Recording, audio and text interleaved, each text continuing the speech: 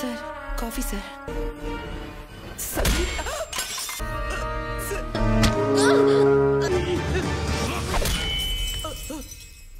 Halo sahabat, Assalamualaikum. Semoga sehat selalu dan senantiasa berbahagia. Terima kasih udah subscribe dan menyimak video-video SLMT TV. Semoga Tuhan Yang Maha Esa selalu memberikan rezeki yang berkah dan berlimpah ruah untuk sahabat semua.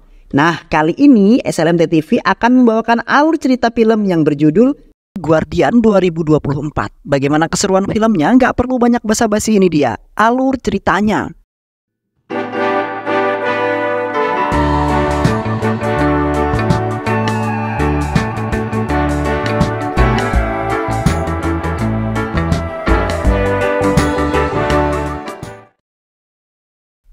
Di kota Hyderabad, terlihat beberapa pendeta sedang melakukan sebuah ritual untuk menyatukan sebuah batu kristal yang sakti, di mana mereka telah menunggu roh seorang gadis yang sangat ganas dan penasaran, dan telah berada di bawah kendali para pendeta. Para pendeta itu telah membotolkan darah orang-orang yang membunuh gadis itu. Setelah mendengar mantra yang diucapkan, maka roh akan datang mencari darah tersebut. Dan dengan demikian, para pendeta dapat menjebak roh tersebut ke dalam batu kristal. Para pendeta itu pun kemudian membaca sebuah mantra dan terlihat batu kristalnya perlahan menyatu. Selain itu, para pendeta itu terpaksa mengeluarkan roh yang sudah lama disegel karena seorang yang telah mengkhianatinya dan tidak memberikan sepeser uang pun dalam menyegel roh tersebut. Tak lama kemudian, roh yang dimaksud para pendeta itu pun datang. Kemudian masuk ke dalam batu kristal tersebut. Seketika batu kristal itu pun langsung meledak dengan sangat dahsyatnya. Beberapa tahun kemudian terlihat di kota Hyderabad seorang gadis kecil yang sangat imut bernama Aparna yang memiliki masalah pada hidupnya, di mana ia selalu saja mendapat sial setiap melakukan apapun dan membuatnya tidak nyaman. Orang tua Aparna tidak mengerti dengan apa yang sesungguhnya telah terjadi yang telah dialami oleh Aparna, di mana Tuhan tidak memberkatinya dan akan menjadi anak pembawa sial untuk selama-lamanya. Ketika tumbuh dewasa, Aparna masih mengalami hal yang sama di waktu masih kanak-kanak. Namun ia tetap saja menjalani hari-hari yang penuh kesialan dengan kegembiraannya. Aparna selalu mencari tahu apa yang sesungguhnya telah menyebabkan diri mengalami hal-hal yang aneh tersebut. Namun Aparna tidak menemukan informasi dan siapapun mengenai kesialan yang telah menimpa dirinya. Yang akhirnya Aparna pergi ke Chennai untuk melanjutkan pekerjaannya sebagai seorang desainer interior yang bekerja untuk KG Construction. Ketika di Chennai, Aparna berkunjung ke dokter psikiater bernama Rudran. Aparna menceritakan tentang hal-hal aneh yang terjadi dalam hidupnya. Aparna mengadukan keluhannya bahwa ia tidak mendapatkan apa-apa yang telah diinginkan sejak kecil, di mana ia selalu mendapatkan kesialan yang hampir membuatnya frustasi dengan kehidupannya itu.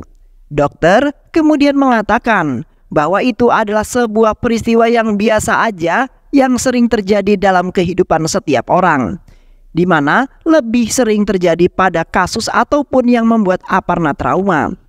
Aparna kemudian menjelaskan sebuah kejadian beberapa minggu yang lalu, yang mana Aparna mengalami kejadian luar biasa terjadi dalam kehidupannya, di mana di waktu itu Aparna sedang menyelesaikan tahun terakhir bersama teman-teman yang merupakan sebagian dari magang yang pergi ke sebuah lokasi konstruksi. Di waktu itu Aparna jalan berkeliling untuk melihat para pekerja bangunan tersebut. Tiba-tiba saja kakinya tertusuk sebuah paku. Namun anehnya ketika Aparna langsung terbayang-bayang sebuah potongan batu kristal. Di samping itu juga Aparna hampir terkena besi yang melayang ke arahnya yang membuat trauma yang sangat berat. Aparna berusaha meyakinkan kepada dokter Rudran bahwa itu memang kejadian yang sangat janggal. Namun dokter Rudran tetap saja menganggap bahwa itu hanya hal yang kebetulan terjadi pada Aparna. Ketika bekerja, Aparna bertemu dengan Prabha yang bekerja sebagai engineer di dalam pekerjaan konstruksinya. Di awal bertemu, Aparna merasa kesal terhadap Prabha yang berperilaku yang sangat sombong terhadap Aparna. Oke, madam. Oke. Namun berjalannya waktu, Aparna mempunyai perasaan kepada Prabha yang ternyata adalah orang yang baik. di mana kedekatan mereka berdua semakin hari semakin terlihat dan membuat temannya Aparna yaitu Lavanya cemburu, yang mana Lavanya telah membuat Aparna sakit hati karena Lavanya meminta Prabha untuk mengantarkannya pulang. Dan tiba-tiba saja Lavanya terjatuh dari motornya sehingga kejadian tersebut sama persis dengan yang diinginkan oleh Aparna, yang akhirnya Lavanya tidak jadi diantar oleh Prabha dan memutuskan untuk berjalan kaki saja. Setelah pulang dari bekerja, Aparna dan Lavanya melihat Prabha yang bertanding bola. Di saat itu Prabha harus terus-terusan mencetak gol sampai mendapat 3 poin.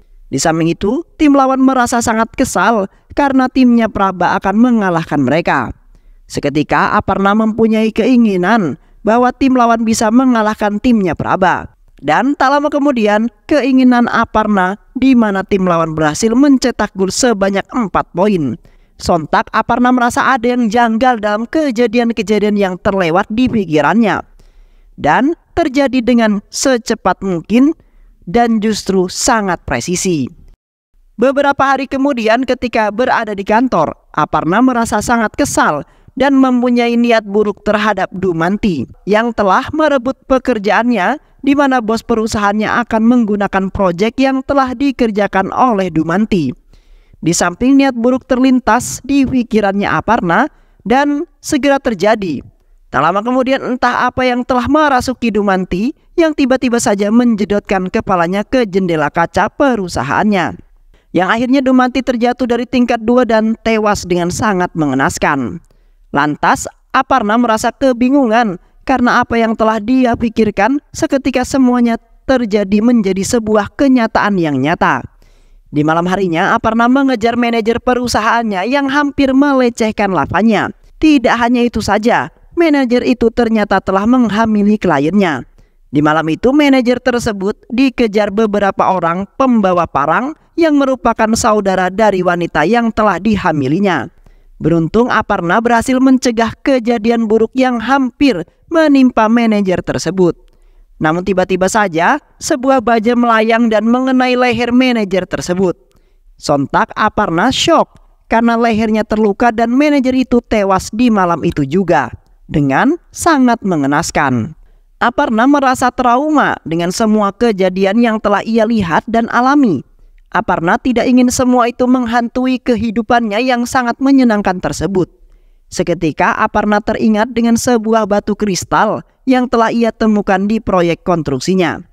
Spontan Aparna langsung memecahkan batu kristal itu karena menurutnya kristal itulah yang menjadi penyebab terjadinya kejadian yang sangat mengerikan yang terjadi pada dirinya. Tiba-tiba saja rumahnya bergetar seperti diguncang sebuah bencana yang sangat luar biasa. Dan setelah itu muncullah sesosok bayangan hitam yang sangat menyeramkan dan membuat Aparna ketakutan. Setelah itu Aparna pergi ke kamar mandi untuk mencuci mukanya dengan beranggapan bahwa apa yang telah ia lihat tadi hanyalah sebuah khayalan karena dirinya yang kelelahan. Namun tiba-tiba saja muncul sesosok wanita yang mirip dengan Aparna, namun wajahnya sangat mengerikan. Seketika hantu pendendam bernama Mira yang meminta tolong kepada Aparna untuk membalaskan dendamnya, di mana ia telah dibunuh oleh seseorang, yang mana Mira menjalani kehidupannya hanya berdua bersama putri kecilnya. Mira sangat bahagia bersama putrinya karena ia tidak memiliki keluarga lagi selain putri tercintanya. Di samping itu Mira bekerja di sebuah perusahaan seorang pria kaya bernama Andra. Namun pada suatu hari Mira merasa ada yang sangat janggal pada pekerjaannya saat ini, di mana ia menemukan informasi bahwa Andra bekerja secara ilegal. Sontak Mira merasa takut dan masih membungkam rapat-rapat informasi tersebut agar orang lain tidak mengetahuinya.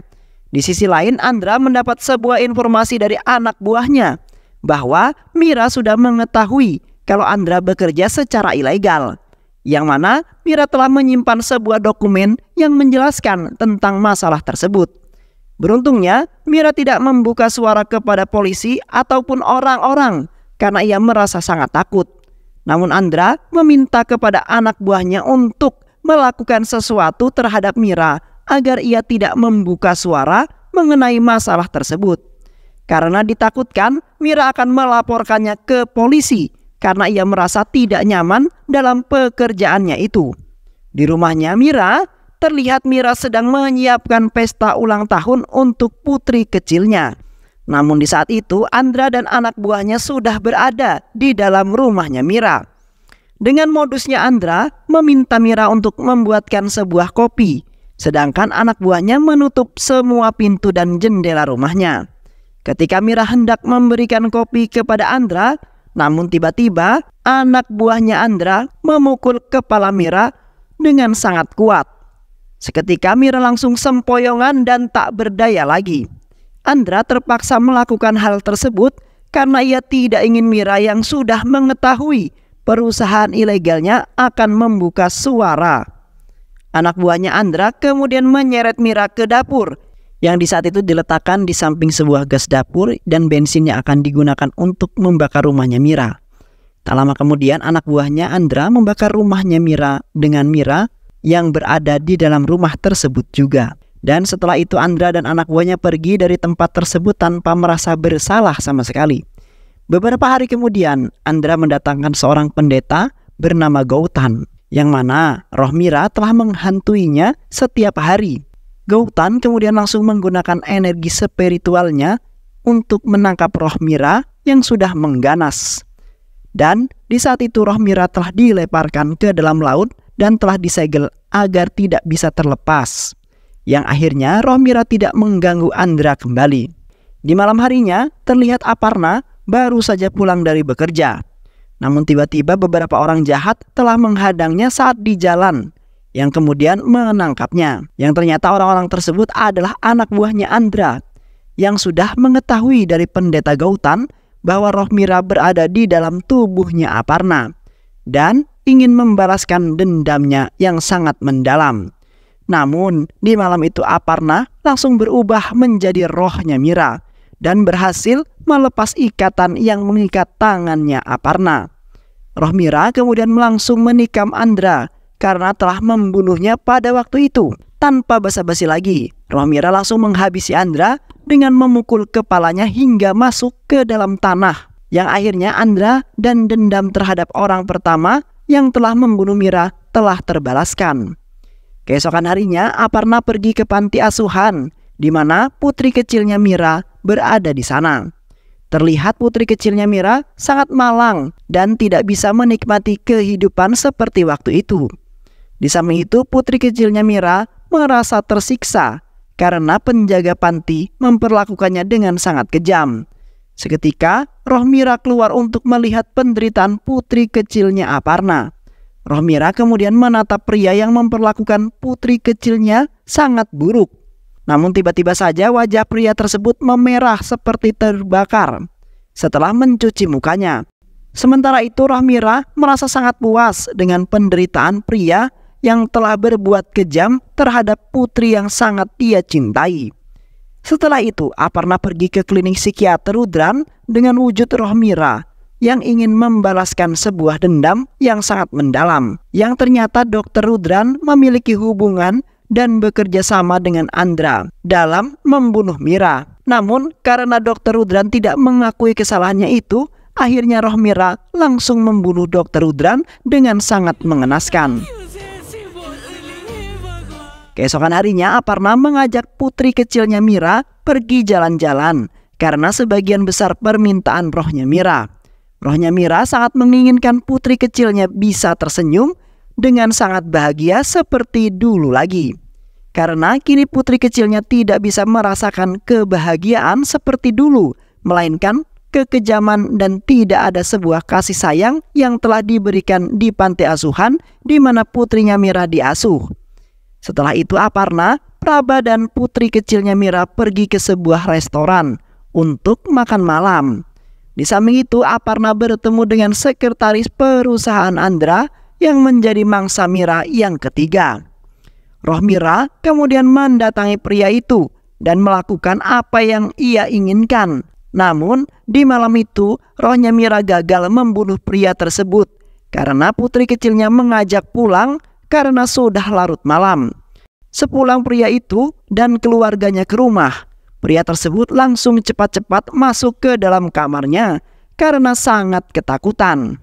Pria itu kemudian memandangi foto Mira yang berada di dalam kamarnya.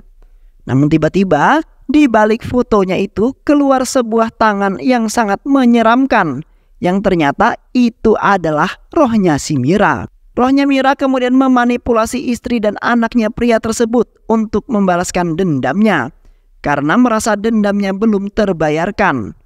Roh Mira kemudian langsung memelintir kepala pria itu hingga tewas di malam itu juga dengan sangat mengenaskan. Rohnya Mira tidak menginginkan satupun orang yang telah membunuhnya masih hidup di muka bumi ini. Yang akhirnya dengan bantuan Aparna, roh Mira berhasil membantai habis orang-orang yang kejam yang dimana telah membunuhnya dengan sangat mengerikan di waktu itu. Setelah itu Aparna pergi ke sebuah hutan karena ia mendengar suara putri kecilnya Mira. Dan benar saja putrinya Mira bersama Yazani dan para pendeta yang ingin menangkap rohnya Mira. Para pendeta itu kemudian menggunakan mantranya perlahan-lahan dan kemudian berhasil mengeluarkan roh Mira dari dalam Aparna. Di samping itu, Yazani mengubur Aparna agar tidak ada yang bisa mengganggunya lagi. Terlihat Aparna berteriak karena ia tidak ingin dikubur hidup-hidup, namun tidak ada yang menolongnya. Ketika Yazani berada di rumah, Yazani lagi-lagi dihantui oleh Aparna yang dirasuki oleh rohnya Mira, yang ternyata ada yang mengeluarkan Aparna dan para pendeta itu telah melepas kembali rohnya Mira. Karena para pendeta itu merasa tidak berguna dengan roh tersebut dan Yazani tidak membayarnya.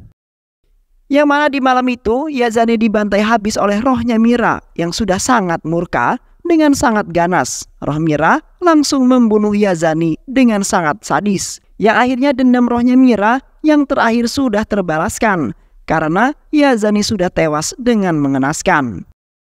Kemudian rohnya Mira kembali tenang karena para pelaku yang telah membunuhnya semua telah tewas di tangannya. Keesokan harinya Aparna dan Praba pergi ke panti asuhan untuk menjemput putri kecilnya Mira, yang mana mereka akan mengadopsi putri kecilnya Mira. Dan sudah menjadi permintaan terakhir Mira agar putri tercintanya itu bisa kembali dengan bahagia. Dan akhirnya roh Mira kembali tenang karena Aparna dan Praba telah mengadopsi putrinya Mira dengan sangat tulus dan penuh kasih sayang. Dan film pun selesai. Baik sahabat, itulah alur cerita film yang berjudul Guardian 2024. Bagaimana keseruan filmnya? Mudah-mudahan sahabat semua terhibur dengan alur cerita film ini. Sehat selalu. Wassalamualaikum warahmatullahi wabarakatuh.